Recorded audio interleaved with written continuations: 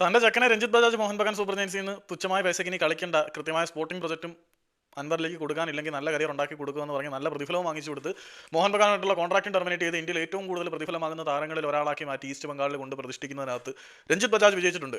ഈ all India football federation Anwar അലിയെ തിരിഞ്ഞു പോലും നോക്കാത്ത സിറ്റുവേഷൻ ഉണ്ടായിരുന്നു. അദ്ദേഹത്തിന് ഹൃദയ സംബന്ധമായിട്ടുള്ള അസുഖം വന്ന് അദ്ദേഹത്തിന്റെ കരിയർ പോലും അവസാനിച്ച ഒരു ഘട്ടത്തിൽ ഇന്ത്യയുടെ ഗോൾഡൻ ബാച്ചിൽ അംഗമായിരുന്ന അൻവർ അലിക്ക് ഹൃദയ സംബന്ധമായിട്ടുള്ള അസുഖം വന്നപ്പോൾ ഓൾ ഇന്ത്യ ഫുട്ബോൾ ഫെഡറേഷൻ തിരിഞ്ഞു നോക്കി ഒരു സഹായം പോലും ചെയ്തിട്ടില്ല.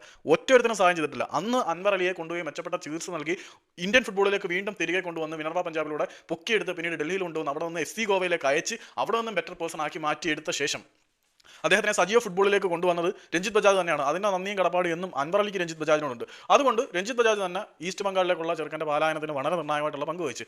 അപ്പം ദാ ഗോയങ്ക ടീംസിന്റെ പ്രതികാരം, ചൈൽഡിഷ് മെന്റാലിറ്റി. ഇപ്പം രഞ്ജിത്ത് ബജാജിനെ അൺഫോളോ ചെയ്തിരിക്കുകയാണ് മോഹൻ ബഗാന്റെ അനിരുദ്ധ് താപ്പ, മൻവീർ സിംഗ്, വിശാൽ കേത്ത്. ഈ അനിരുദ്ധ് താപ്പയും വിശാൽ കേത്തും മൻവീർ സിംഗും എല്ലാം ഈ മിനർവ പഞ്ചാബിന്റെ അക്കാദമിയിലൂടെ കളി പഠിച്ച് വളർന്നവന്മാർ തന്നെയാണ്. അതുകൊണ്ടൊക്കെയാണ് അവന്മാർ അന്ന് രഞ്ജിത്ത് ബജാജിനെ ഫോളോ ചെയ്തത്. ഇപ്പം പുതിയൊരു ഷുഗർ ഡാഡിയെ കിട്ടിയല്ലോ ഗോയങ്ക. ഞാൻ ഗോയങ്ക അങ്ങനെ കുറ്റം പറയുന്നതല്ല. ഗോയങ്ക ഷുഗർ കോട്ട് ചെയ്ത് സംസാരിക്കും, നല്ല രീതിയിൽ സംസാരിക്കും. Pure business man, nothing more than that.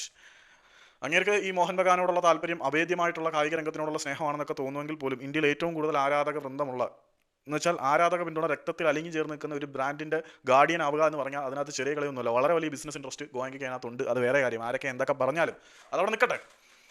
പണി അറിയാവുന്നതാണ് ഗോയങ്ക. അപ്പം ഗോയങ്കയുടെ പിള്ളേരുടെ പ്രതികാരമാണ് രഞ്ജിത്ത് ബജാജിന്റെ അക്കൗണ്ട് അൺഫോളോ ചെയ്യുക. ഓക്കെ, ചൈൽഡിഷ് മെന്റാലിറ്റി എന്ന് എനിക്ക് തോന്നാനുള്ളൂ. ഇപ്പം ഇവരുടെ മാനേജ്മെന്റായിട്ട് ഇഷ്യൂ ഉണ്ടായെന്ന് പറഞ്ഞപ്പം ഇവന്മാരെയൊക്കെ വളർത്തിവിട്ട രഞ്ജിത്ത് ബജാജിനെ അൺഫോളോ ചെയ്യാന്നൊക്കെ പറഞ്ഞു കഴിഞ്ഞാൽ, അതുകൊണ്ട് വ്യക്തിപരമായ ബന്ധങ്ങളിൽ എന്നും കൂടെ നിൽക്കാൻ അൻവർ അലിയും രഞ്ജിത്ത് ബജാജും ആ ഒരു ബോണ്ട് കിടിലോടെ.